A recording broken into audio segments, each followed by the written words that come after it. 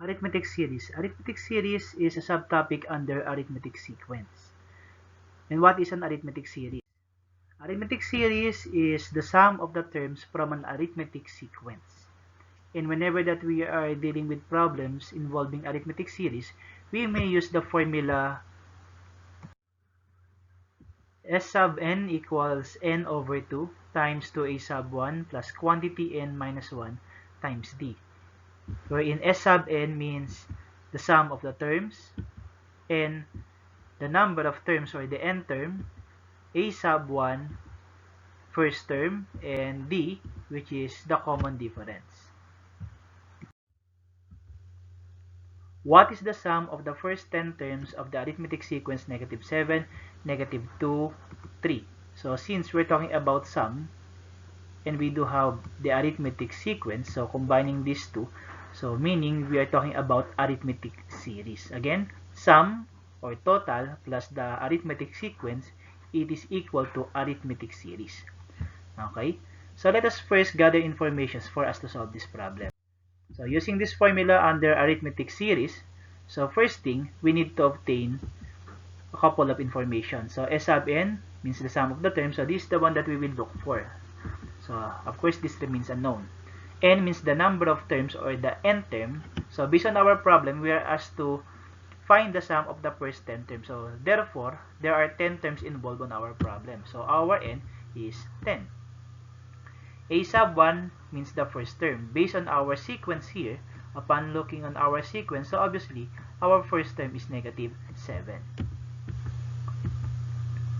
Next, D is the common difference. So as we recall under arithmetic sequence, for us to find the common difference, so we use the value of the second term, which is negative 2, then be subtracted by the value of our first term, which is negative 7.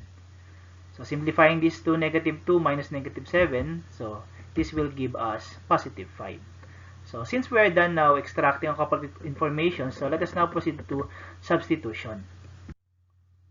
So first thing, so our equation now or our formula will transform into, so our S sub n will become S sub 10 because the value of n is set to be 10 equals to n, again our n is 10 divided by 2 times 2a sub 1.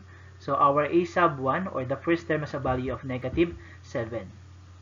Then plus our n again, so our n is 10. Then minus 1 times our d, which is the common difference. So based on what we have computed, our d is 5. So rewriting our equation, so we do have now S sub 10 equals 10 divided by 2 times 2 times negative 7 plus 10 minus 1 times 5. So once we're done substituting, so we proceed to simplifying. So on our equation, we may start simplifying on this part, so 10 divided by 2.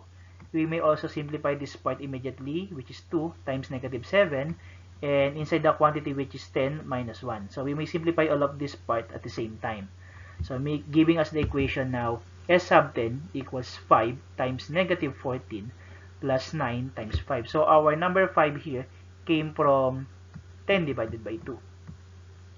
And our negative 14 here came from 2 times negative 7. While our 9 here came from 10 minus 1. Okay?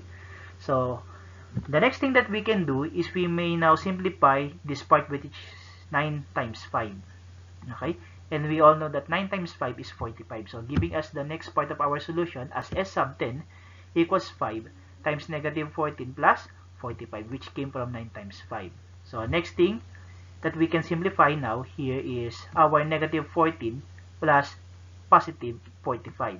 So giving us what? So S sub 10 equals 5 times 31. So negative 14 plus 45, so that gives us 31. So the last thing that we need to do is to simplify these two by multiplication. So 5 times 31, so we will get now that the sum of the first 10 terms is said to be 155. So that is how we use the formula of a arithmetic series in solving such problem. Let's have another one. Find the sum of the first 15 terms of the arithmetic sequence negative 4, negative 7, negative 10. Again, there's the word sum. plus the statement or the word arithmetic sequence. So combining these two, it will result to arithmetic series. So again, let us first extract information from this problem for us to use the formula under arithmetic series. So using this formula, S sub n equals n over 2 times 2a sub 1 plus quantity n minus 1 times d. So first thing is we need to extract a couple of information. So S sub n is the sum of the terms, and this is the one that we need to find. N means the number of terms, and the number of terms that we are dealing with is 15. Okay? Because we are asked to find the sum of the first 15 terms. Next is a sub 1, meaning the first term, and based on our sequence here, our first term is negative 4. Then our d, which is the common difference. Again, for us to find the common difference, we use the second term. So our second term here is negative 7. Then be subtracted by our first term, and our first term is negative 4. So minus negative 4. Simplifying these two, negative 7 minus negative 4, so the answer here is negative 3. So again, once we are done extracting informations from the given problem, we proceed to substitution. So let us now proceed.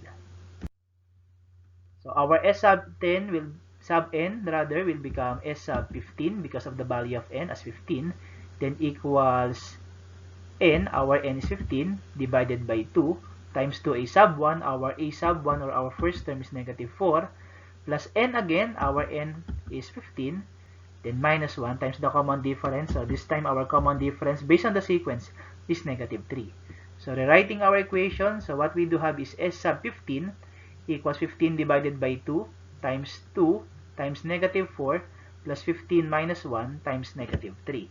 So we proceed now to simplifying these parts of the equation again, which is 15 divided by 2, 2 times negative 4, and 15 minus 1. So upon simplifying these parts, so we will have now our equation as S sub 15 equals 7.5 times negative 8 plus 14 times negative 3. So again, the 7.5 came from our 15 divided by 2. Our negative 8 came from 2 times negative 4, and our 14 came from 15 minus 1. So let us now further simplify our equation. So this time, let us now simplify 14 times negative 3. Okay? So this part, so upon simplifying this two, so our equation now will become S sub 15 equals 7.5 times negative 8 plus, so negative 14 is what we got. It is based on the product of 14 and negative 3. So upon multiplying these two, it will result to negative 14. So continuing our solution, so let us now simplify the term inside our bracket. So giving us the equation S sub 15 equals 7.5 times negative 50. So that negative 50 is based on the sum of negative 8 and negative 42. So the last thing that we do is we need to multiply 7.5 to 150. So computing this, so therefore, we will see now that the sum of the first 15 terms based on the given sequence is negative 375. So we do have the same set of solutions. So just keep in mind that we need to extract correct set of data. So that is very important. Okay? So how about we apply now this formula in solving real life problem? So let us see how we use this formula. Let us have this problem. As a form of bayanihan to help the frontliners, Barangay Paradahan donated 28 sets of PPEs. Barangay Bagtas donated 35 sets of PPEs. Barangay Punta donated 42 sets of PPEs, and so on. If the increase in the donated sets of PPEs remains the same, how many sets of PPEs were donated in total if there are 20 barangays participated in the bayanihan? So again, take note of the word total. So since we're talking about total, so possibly we're talking about series. So first thing that we need to do is to extract informations from this problem. So what are those? So of course, for us to solve this, we need to identify what are those numbers that will serve as our sequence and what is the question. So upon looking at our problem, so the numbers that will serve as our sequence are the numbers 28, 35, and 42, which is based from those number of PPEs donated. And the question that we are going to answer is how many sets of PPEs were donated in total if there are 20 barangays participated in the bayanihan. So again, let us use these informations for us to solve the problem. So how many or what is our N? So based on our problem, we are talking about 20 barangays. So therefore, our N is said to be 20. Then our A sub 1, meaning the first term, and our first term is 28. Then D is the common difference, which is based on the second term minus the first term. So 35 minus 28, so that will give us 7. So since we do have no information, so let us proceed to substitution. So since we are asked about the total and the involved sequence is an arithmetic sequence, so total plus arithmetic sequence, meaning that we are talking about arithmetic series. So therefore, let us use the formula under arithmetic series, which is S sub n equals n over 2 times 2a sub 1 plus quantity n minus 1 times d. So upon substituting our data to our formula, so our S sub n will become S sub 20 equals 20 as the based on the value of n, then divided by 2 times 2a sub 1. Our a sub 1 is 28 plus quantity n, our n is 20 minus 1 times the common difference or d, and our d is 7.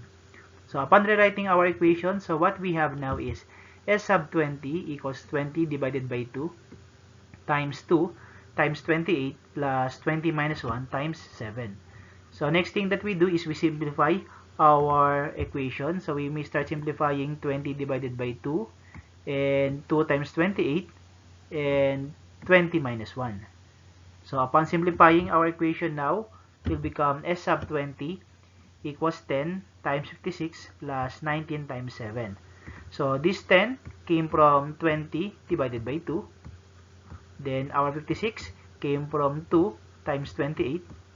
And our 20 minus 1 resulted to 19. Okay? So next thing, we may now further simplify our equation, which is 19 times 7. And 19 times 7 give us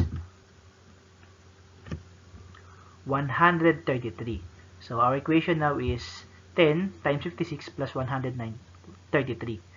Then we simplify this part inside our quantity, which is 56 plus 133. Therefore, our equation now is S sub 20 equals 10 times 189. So 189 is based on the sum of 56 and 133. So the last thing that we do is we multiply our 10 to the term inside the quantity, which is 189. So upon multiplying this two properly, so this will result to 1,819. So meaning this is the total PP is donated by those 20 barangays. So thank you for those barangays who have donated those PPEs, and of course always thank you for those frontliners. So mostly these times that we are having right now. So hope you understand this topic under arithmetic series. So hope everything is clear. So thank you for watching.